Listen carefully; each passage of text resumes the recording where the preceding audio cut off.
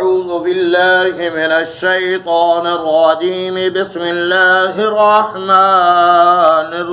الرحيم الحاقة ما الحاقة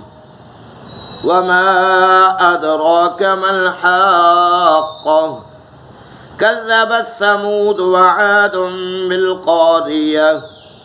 فأما ثمود فأهلكوا بالطاغية وأما عاد فأهلكوا بريح صرصر عاتية سخرها عليهم 7 ليال و8 أيام حسوما فترى القوم فيها صرعا كأنهم أعجاز نخل خاوية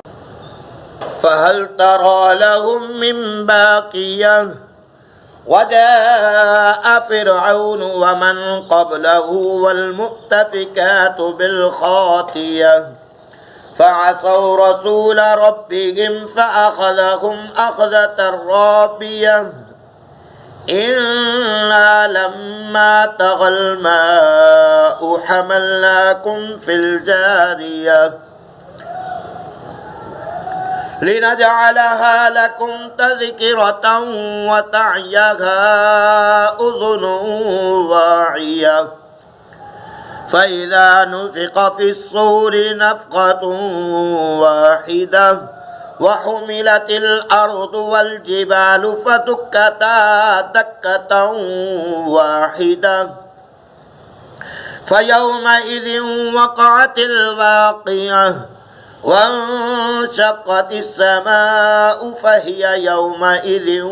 واهية والملك على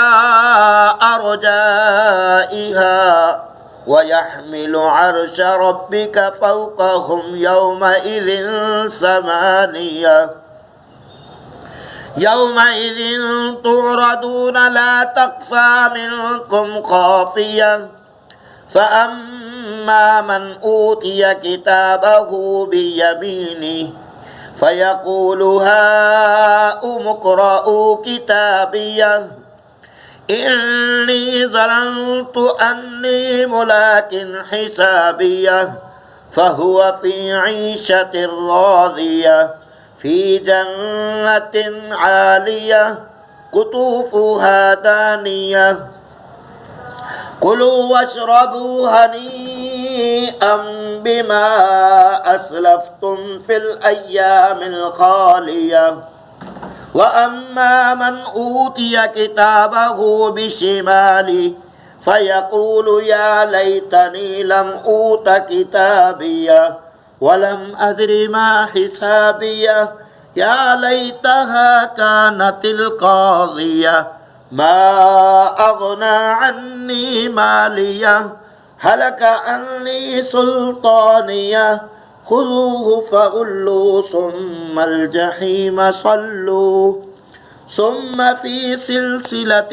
ذرعها 70 ذراعا فاسلكوه إنه كان لا يؤمن بالله العظيم ولا يحض على طعام المسكين فليس له اليوم هاهنا حميم ولا طعام إلا من غسلين لا يأكله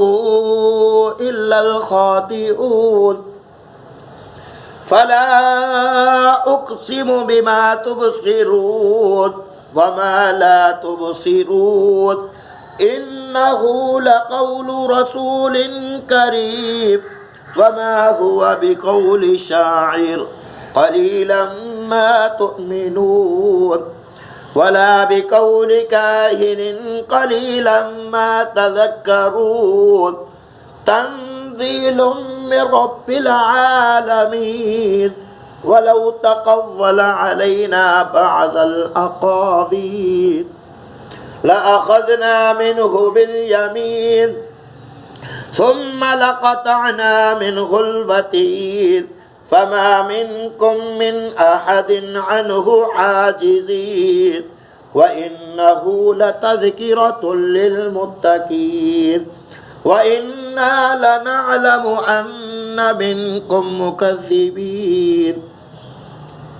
وإنه لحسرة على الكافرين وإنه لحق اليقين فسبح باسم ربك العظيم آمنت بالله صدق الله العلي العظيم